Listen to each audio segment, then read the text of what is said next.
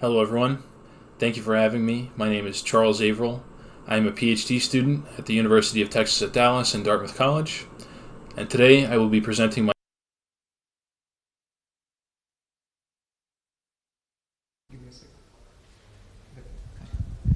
Okay, welcome everybody to the first Onward Essays session.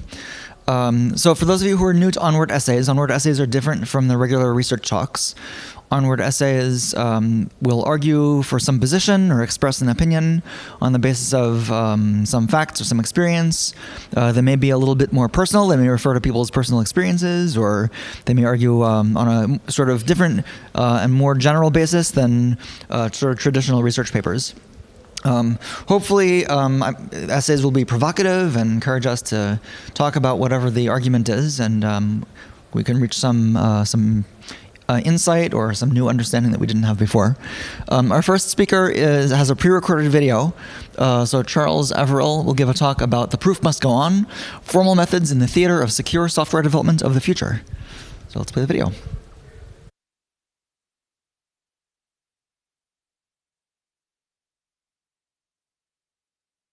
my essay, The Proof Must Go On, Formal Methods in the Theater of Secure Software.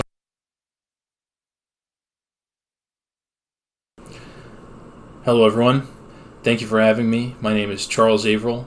I am a PhD student at the University of Texas at Dallas and Dartmouth College, and today I will be presenting my essay, The Proof Must Go On, Formal Methods in the Theater of Secure Software Development of the Future. This essay is a look at the future of formal methods as it relates to secure software development over the next 40 years or so. The essay is fairly short. It's roughly, I think, 3 pages.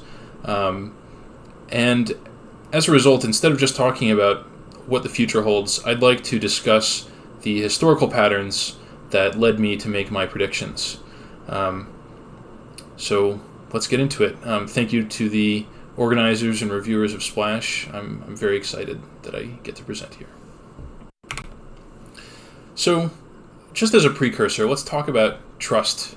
First of all, what is a trust? Trust is the confidence you have that software is behaving as intended and not behaving in any unintended ways.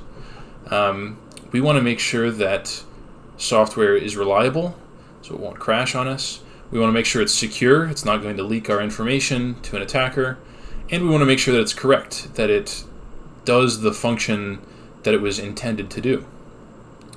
Trust is going to vary pretty greatly depending on the context of the software. For example, it's one thing to trust my complex encryption algorithm that I wrote for, my secure communication protocol, and it's another thing to trust that nobody's going to break into my house and steal my hard drive. Those are very different levels of trust, and it really depends on your threat model and exactly what you're doing. And a very significant thing about trust is that it is essentially invisible until it is broken. I think most programmers do not consciously think about the correctness properties of the standard library that they're using or the package they downloaded off the internet.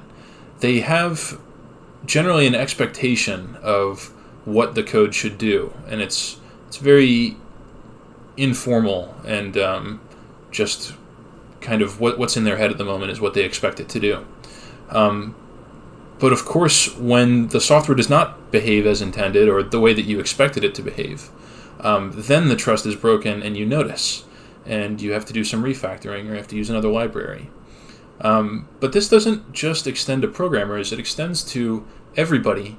If I'm flying on a plane, I am trusting that the software is not going to make the plane crash when it is put on autopilot. I trust that my self-driving car is written safely enough that I'm not definitely going to get into a crash when I get into it.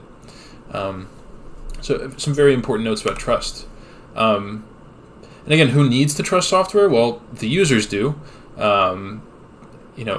people who fly in planes, people who get their power from power plants, people who put their money into financial systems, people who go to hospitals and let the hospital store their healthcare data. Governments are obviously very invested in the trust of software, and regulators. They're invested in making sure you don't have to trust software beyond what the regulation specifies. Again, if you're using a library as a developer, you have to trust that library. And so just overall, society at large relies on trusting infrastructure. And the last little bit of precursor, to those that are unfamiliar, what even are formal methods? It's in the title. What are they? Formal methods is the name for a large category of techniques for mathematically verifying or checking the correctness of a program, or really any property of a program. There are lots of tools contained in formal methods. The one that I'm most familiar with is proofs. I guess I probably should mention my own lens, my own historical lens, and the lens that I look through to the future. I'm a formal verification researcher. I write proofs about binary code, correctness. I also write timing proofs about binary code. I'm always thinking about binary exploitation and reverse engineering and the ways that an attacker could abuse code. So that keep that in mind as I talk about the future and my evaluation of the past. So you can have proofs of code. You can write a mathematical proof that, given some inputs, this code always does this one specific thing. You could also have model checking, which is essentially an exploration of the state space during code execution. So with model checking, you can hope to automatically discover the semantics of a program or discover bugs in a program, whereas with proofs, it's largely manual. And then type systems, a lot of us don't think about it this way, but type systems are a formal method. Thankfully, they have been successfully disseminated into real programming languages. Formal methods are largely academic until recently, when we started seeing them appear more in industry. And again, the end goal of formal methods is to typically reduce the number of bugs in some code, reduce the number of security vulnerabilities, and make it so that you don't have to trust the code as much because you have a proof that shows that the code does what you want. So now that we've got that out of the way, let's talk about the history of formal methods. And more specifically, I want to look for patterns in the evolution of formal methods over the past 100 years or so that could help us predict what it's going to look like in the next 40. So going back roughly 100 years to the 1920s, we saw the birth of modern computer science as we know it today. This mathematician Hilbert proposed Hilbert's program, which is a list of questions about the nature of mathematics and truth and philosophy and the universe. And this was this enormous grand challenge that many, many famous mathematicians worked on at the time. These are questions like, what kinds of things can we know? And under what conditions can we know them? And how can we determine whether something is true or false? And that last question of decidability was one of the most important foundations to the invention of computer science. And the asking of this question led to the invention or discovery, depending on how you look at it, of the foundations of formal programming languages and eventually formal verification and model checking and all of these things. And so we've got these researchers creating these models for computation, and it's largely academic in nature, all of these efforts. But then World War II comes around, and with it comes the military, with lots of funding and the need to crack German ciphers like the Enigma.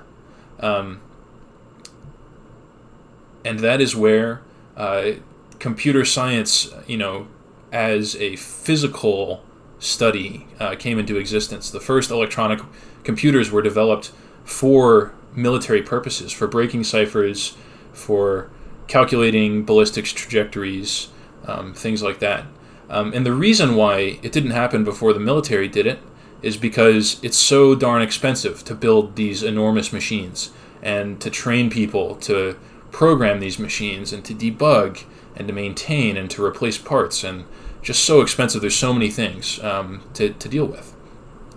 And it was only until after World War II that we started to see these scientific and business computation machines that were, again, still largely used for government administration tasks. And we can see in these images, like, these computers are enormous. It's no wonder that they weren't widely adopted. But over the course of the next 10 years, into the 50s and into the early 60s, we start to see the minimization of computers and the invention of the transistor, and we begin to see this transition from something that only the government can afford to something that the richest companies can afford. And this changes our problem entirely. The problem before was we need a machine to do these calculations for us. And so the solution was building the machine based on the theory that these mathematicians had developed prior. But now we had these machines, and they were becoming much, much cheaper to construct. And the result of that is that software becomes very easy to make a lot of. If before your metric for how easy software was to write was how easy is it to teach someone how to program with punch cards and turn this crank on this enormous machine safely and things like that, then in comparison, sitting down at a terminal that's only as big as a desk and being able to type commands into a program and then have it compile and be able to write software that way, it's much more time efficient, and so you can write a lot more software. But these people in the 60s were writing software for the first time. It really wasn't a thing before now to have large software projects. And as a result, we see this explosion in low-quality software. Lots of people refer to this period as the software crisis. And we have this problem of how do we stop developers from writing lots of low-quality and unmaintainable code? Because it's costing us money, it's costing us time, and then a lot of the times the software doesn't even work when it comes out of the programming department. And so, just to reiterate, we've moved on past this initial challenge problem to the government adopting it, to the industry adopting the successes of the government's approach, and now we've got a generation of software developers who are now being educated in school, because now computer science isn't just electrical engineering anymore, it's its own thing.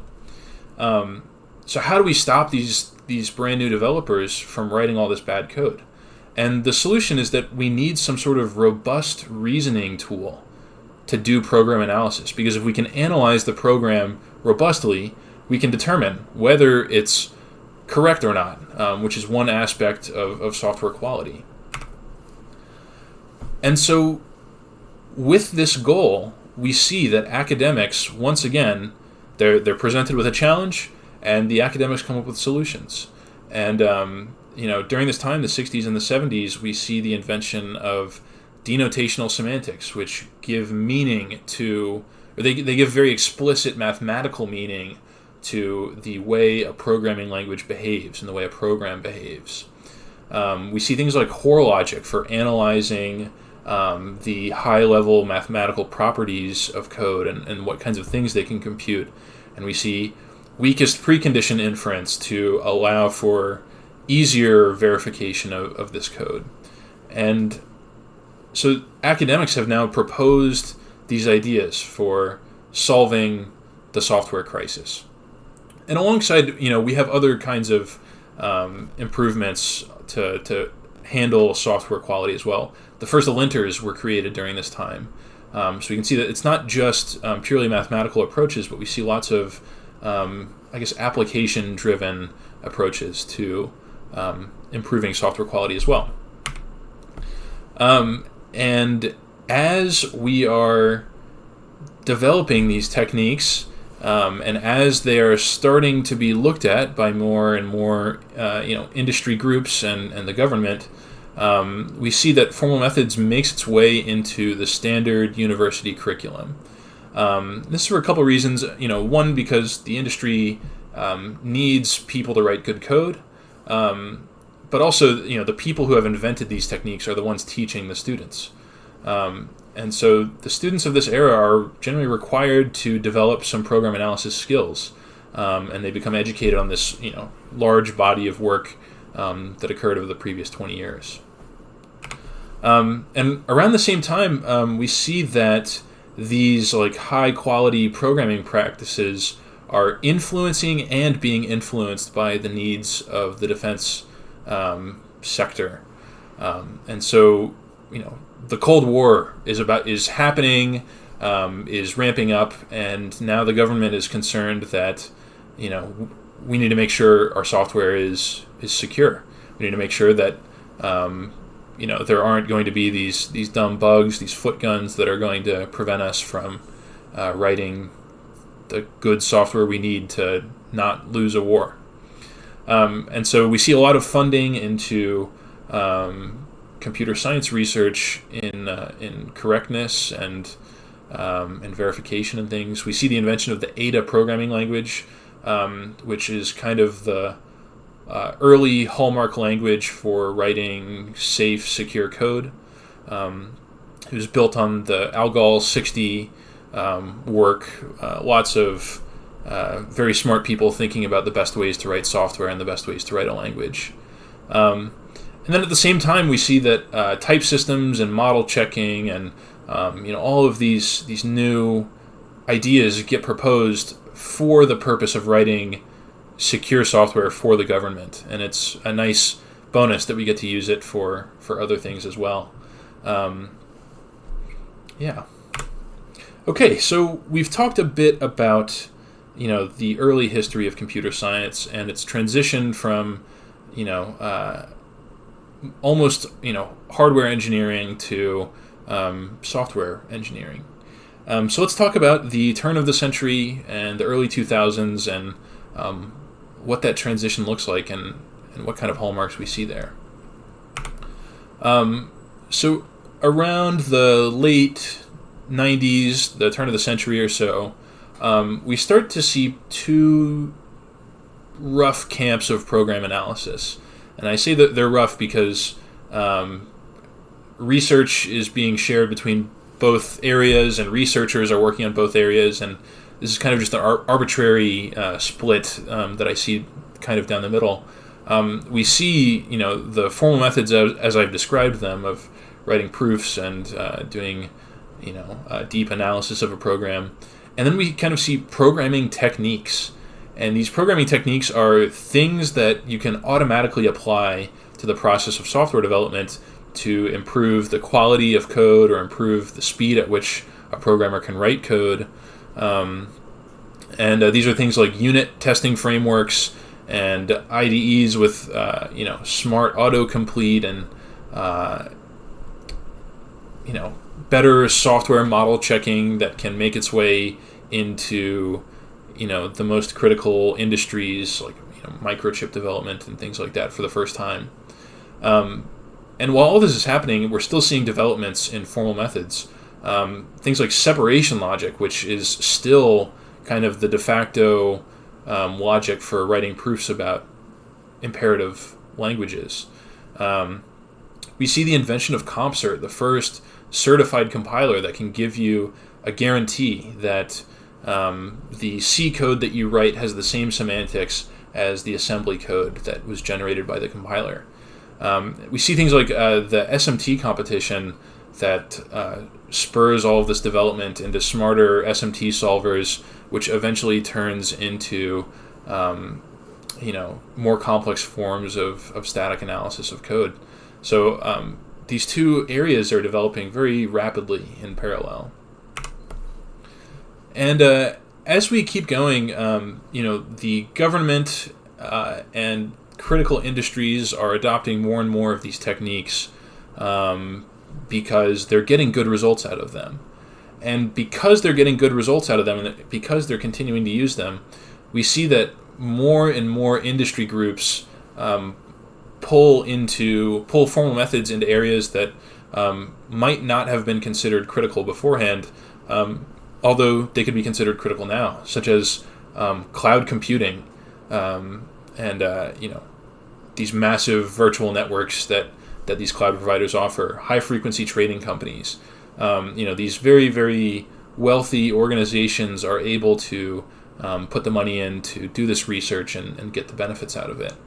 And so we've started to see these verified components enter production very, very gradually, only in the past 10 years or so. And then these industrial successes keep building the confidence that, spurs more government funding, which spurs more development, which spurs more industry adoption, and it's this big cycle. And then we get to today. Where are we right now? What's the current state? Well, we have just an enormous wealth of tools for doing all kinds of formal methods work at our disposal. We have certified compilers. We have a number of formal verification tools. We have incredibly good model checkers. We have all these tools for all of these different scenarios where it makes sense to do this amount of automation versus this amount of manual work. We still have this kind of uneven adoption because it's very expensive to train a developer to learn how to do these kinds of things. It's very expensive to rewrite software, especially if it already works well enough. So we don't have total permeation of the software development industry when it comes to formal methods. It's just too costly for so many areas that don't need it yet because they're not critical systems. But we see that adoption of formal methods is largely being driven by pressure from cybercrime. This is the, inciting incident or the lead example I use in the essay, where the cost on society of cybercrime is increasing at an alarming rate. We see almost weekly now data breaches where millions and millions of user records are leaked to attackers, and the attackers will continue trying to perform data breaches because they can sell the data. They can use the data as another mode of attack on other websites. And so we see cybercrime as this really big problem right now. And another thing is that we're starting to very slowly see formal methods courses return to undergraduate programs. I would say the vast majority of undergrads graduate without ever having heard of verification or model checking or anything in this area. But they're given the option to, and quite a few take that option. So that's a remarkable thing to see. So we've covered the past 100 years of history, and I want to highlight the pattern that I see over this period, and I want to hopefully explain how I'm elaborating on this pattern to predict. So I see a cycle, and it starts with academia.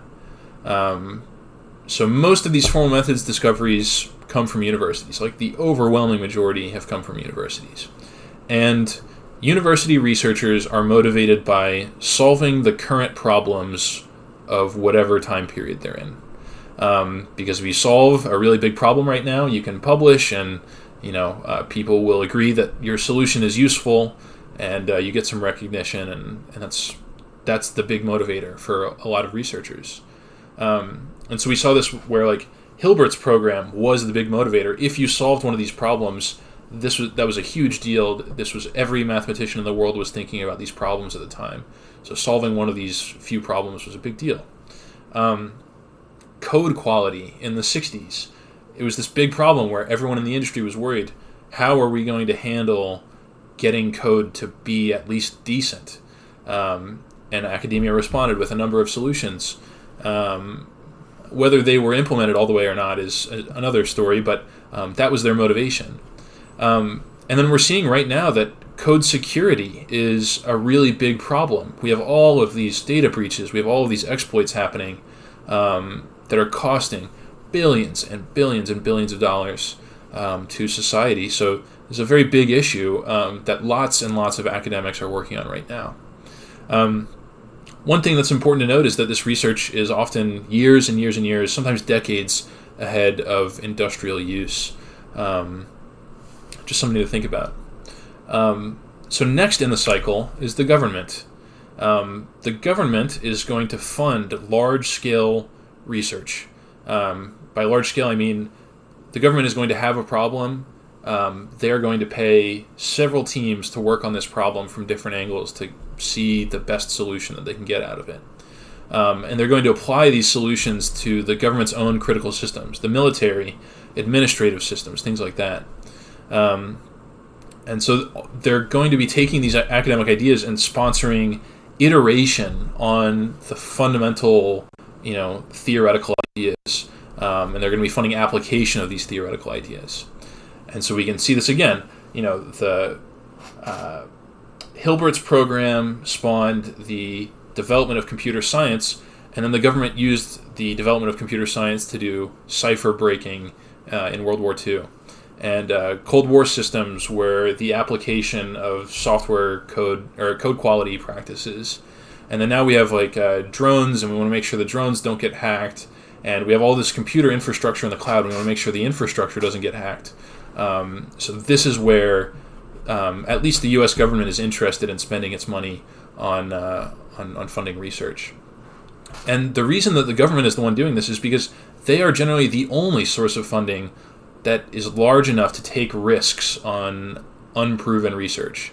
You can have a theoretical framework for solving problems, but it's another story whether it works in application, and many companies are just not willing to foot the bill if there's a risk that this won't pan out and they'll have wasted their money.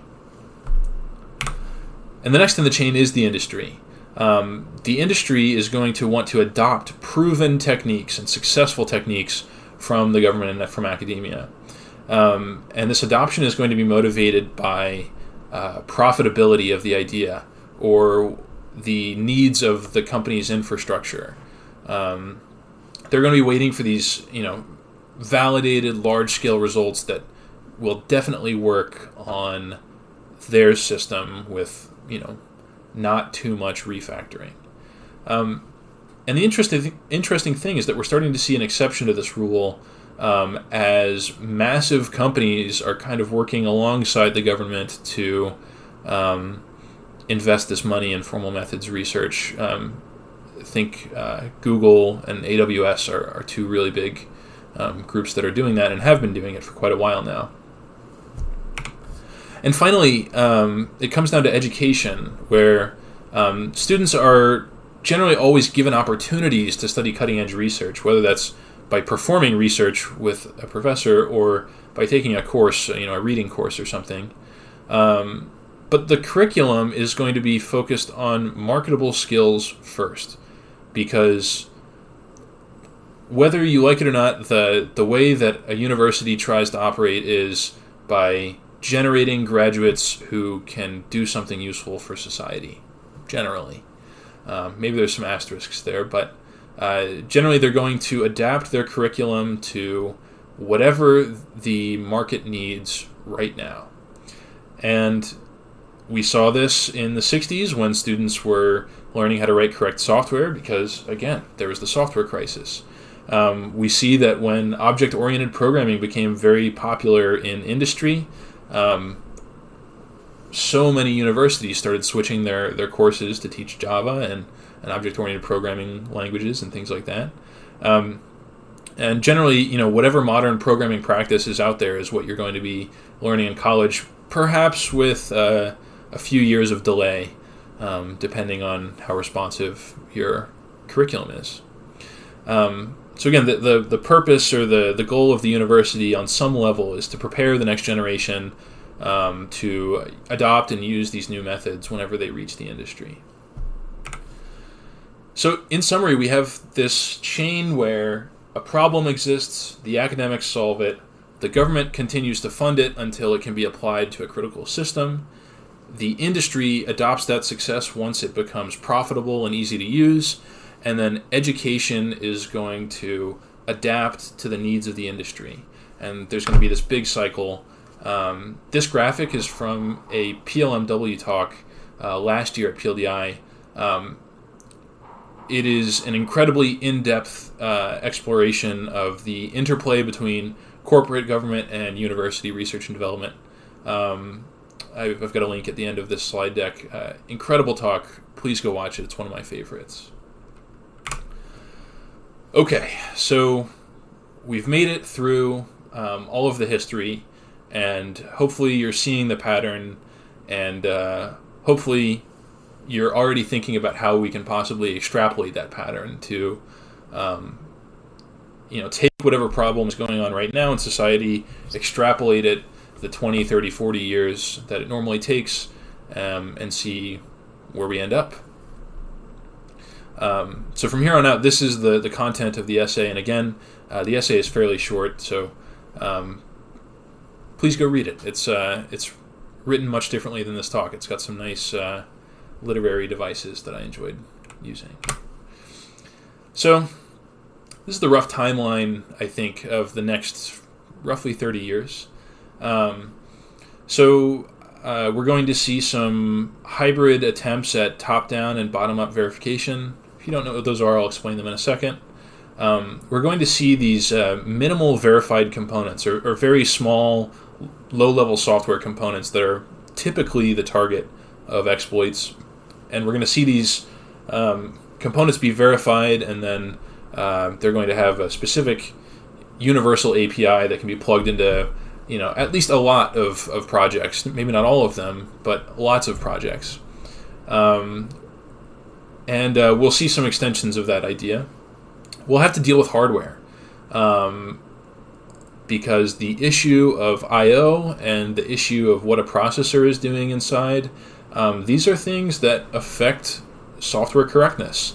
And right now we essentially ignore it. We pretend like there is no I/O, or we pretend like we can assume some things about it, but really we probably shouldn't be assuming a lot of those things.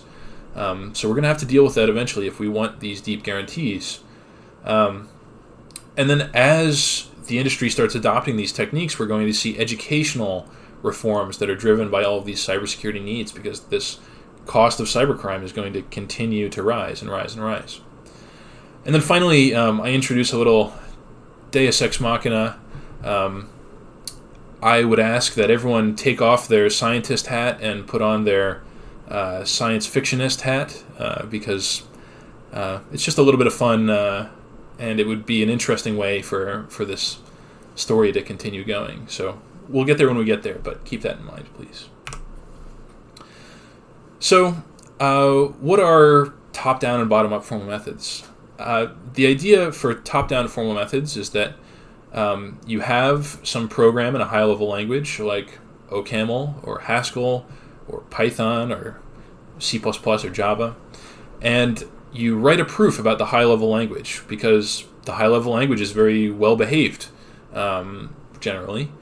And then when you actually run your code, whether it's through an interpreter or a compiler, you have two options. You either trust the interpreter or compiler and trust that their semantics are accurate and that the program is actually doing what you wrote it as, and there's not some optimization inside that's rewriting the semantics of your code. And the other option is to use a certified compiler like CompCert that will give you a guarantee that the semantics are identical between the C code that you write and the assembly code that's generated out the other end. This is a really convenient way to do things. However, there's code that doesn't have source code. The C standard libraries are, at least in part, written in assembly. handwritten in inline assembly, and what do you do with that? It's a tough question, and you can't really solve it with high level analysis like that. So that's where bottom-up verification comes in. It's the idea that instead of worrying about the high-level language, instead of worrying about whether the compiler is correct or not, you say, I'm just going to write a proof about the low-level code, the binary. This is my lab's primary area of research. Very exciting area. Because you get to reason about things that the source language doesn't even know about. Like the speed of your algorithm, the latency of certain instructions, and what the memory chip is doing, and what's in cache. And there's all of these interesting properties that have effects on security and correctness that you just can't reason about at the high level. And but the issue is that you're reasoning about binary code, which is notoriously difficult to analyze, even not in a formal aspect, just because it's so unstructured and there are so many things it can do. There are so many weird side effects. So it's really a tough situation to be in if you're verifying binary code. So I propose that eventually these two approaches are going to meet in the middle with something I call full stack proof front ends. And these are going to be a combination of both approaches where you've got some specification for your processor and you have some specification for your language, and then you get to utilize both high-level and low-level properties, most likely with the use of a certified compiler, which we're seeing more and more of in recent years. This is going to enable, complete software verification from top to bottom, no ifs, ands, or buts, no asterisks, and this is something that I think we're already very close to. I think this is, maybe this is a little arrogant, but I think this is mostly an engineering problem. So I think this is what we're going to see, I think within the next 10 years or so. I think in the essay I put 2033. I kind of, I wasn't thinking too hard about the numbers or the years, but they're loosely, in the order of magnitude of years from now that I expect them to occur in. The next thing that I expect to happen is the development and funding of minimal verified components. So again, these are very small building blocks to replace critical low-level code. So think like an HTTP parser, or think about an encoder, or think about cryptographic functions, or maybe data structures. These are components that exist in essentially all software, and everyone just rewrites their own version, maybe because it's a bit of a hassle to use another library's version. But you end up with all these security vulnerabilities, and you can't reuse efforts from one project to deal with the results from another project. So I think this is going to be an area where the government is going to fund research into building these components and verifying them, and then automatically swapping out the segments of code in open source projects that do this with the minimal verified component. And that's a tough problem, but again, these are qualitative predictions and not necessarily quantitative. And then a direct extension of that is I think we're going to see our first verified C standard library in the next 10 to 15 years. Because if you build enough of these minimum verified components, you essentially have a standard library. I think this is something where we're going to see like the GNU C compiler is going to allow you to substitute, the string header from the GNU standard library for the verified C library's string module. And that way you're going to have essentially the same interface, but you're going to have the guarantee that everything inside is working correctly. And with this substitution in the compiler, just with a command line flag, you're essentially going to see automatic adoption throughout embedded and open source code. which is going to have essentially an immediate impact of millions and millions of machines and billions of people. So incredibly interesting idea. I think this is something that we'll see in the next 10 to 15 years. And with the creation of CompCert and the verified software toolchain, I mean, there are attempts anyways, small attempts, but there are attempts. And now we run into this issue of artificial intelligence and hardware. These are two areas where we kind of just don't know how to handle exactly how to interface with them. Hardware we're a lot more comfortable with, but AI is just this huge problem right now.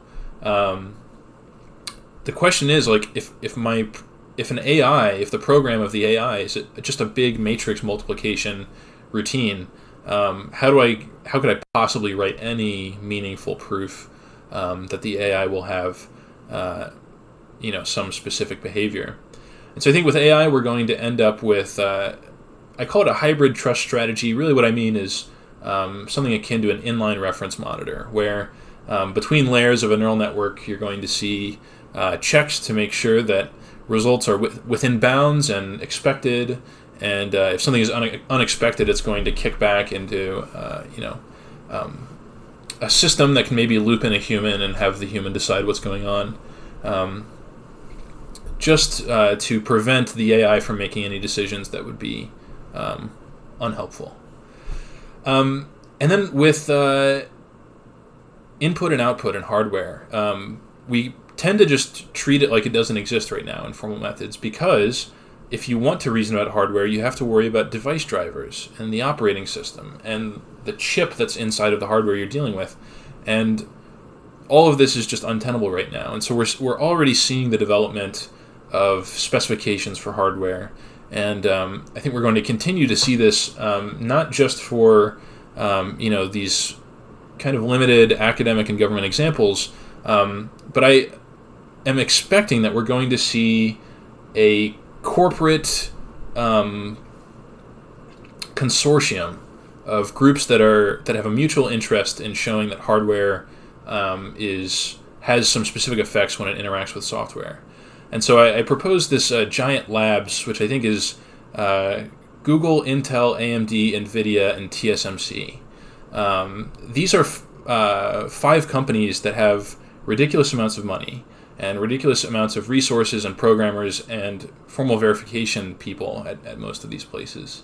And together, I think we're going, with a group like that, you would see the development of really comprehensive hardware specifications that you can interface with these, full stack proof front ends, for example. And with all of this, I think you're going to see the acceleration of cybercrime go down. But we're still going to be on a positive trajectory. We're basically going to be putting out into the open all of our assumptions about the machine and the system and the software.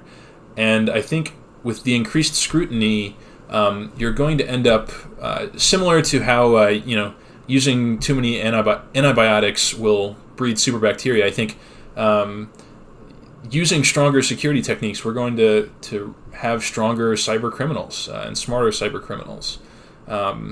Typically, they're always smarter than us. That's the issue with cybercrime. But here's this Deus Ex Machina part that changes it all.